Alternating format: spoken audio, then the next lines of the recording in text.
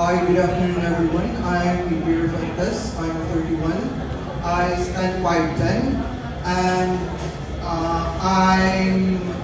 I already joined national pageant as well as international pageant way back year 2022 in Bangkok, Thailand. I already represented the Philippines at World Fitness Supermodel and landed as 4th runner-up. And last year, I also joined Mr. Universe in Lucknow, India, and I got the best in tuxedo, best body, Mr. Congeniality, and landed as 2nd runner-up. I bro, candidate number 23. So you joined a lot of pageants now. Right? Yes, well, I think this is my 7th time for the national pageant. Why do you like pageant? I think it's my passion. Formerly, I was a very shy type of guy, so this boosted my confidence a lot.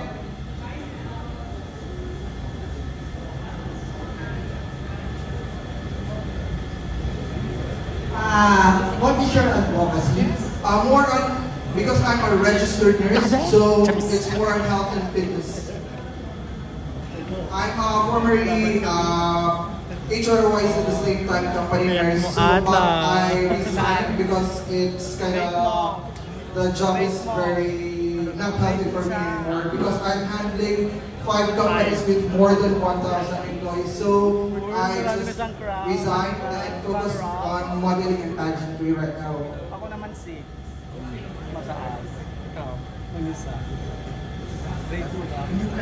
Hello. What qualities do you have that makes you unique or cut above the rest of other candidates? I think for me, one thing that I never mentioned is I'm a disciplined person. Why? The fact is, myself, I have my New Year's resolution every year, which started in way back 2020. So I cut off foods which is not healthy. Like for example, it's already more than 4 years that I don't drink soft drinks or sodas. I don't eat instant pancit canton or noodles. I don't eat selected frozen products. I don't drink coffee right now, and that's it. Okay, delegate or candidate aspirant number 23. In a lighter side, para naman mas maging magaan, diba? Dito muna, mag-ano muna. 24, parang time ng AI, computer age, andyan na yung inclusivity.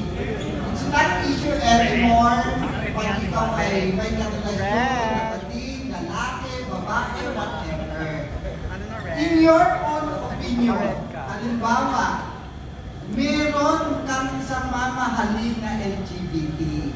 LGBT na masasabi natin happy-go-lucky, na outgoing, na madaling makausap tulad ni Matilda. O letter B, isang desente at nakisa-konvento na LGBT na tulad ng presidente natin sa Lex Villarino. So kahit sino ang pipiliin natin dito? I think I would choose the one who is outgoing because I can learn from him a lot because being outgoing, there's a lot of experience he or she has. Wow, congrats Matilda! Happy for you! Lighter lang yan ha? Okay, it's fine. But take it seriously. Okay, para naman dun sa question, hello, candidate number 23. Hi, good afternoon. What is your opinion? Are you in favor of same-sex marriage?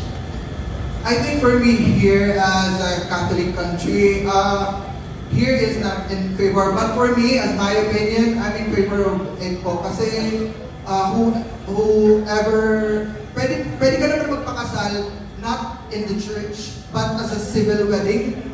So at the same time, we respect the church. So when it comes to love, you can choose whom to love po naman kasi depending if it's gender po. Okay. Thank you so much, candidate. There you have it. I think our judges. Okay, so there you have it, our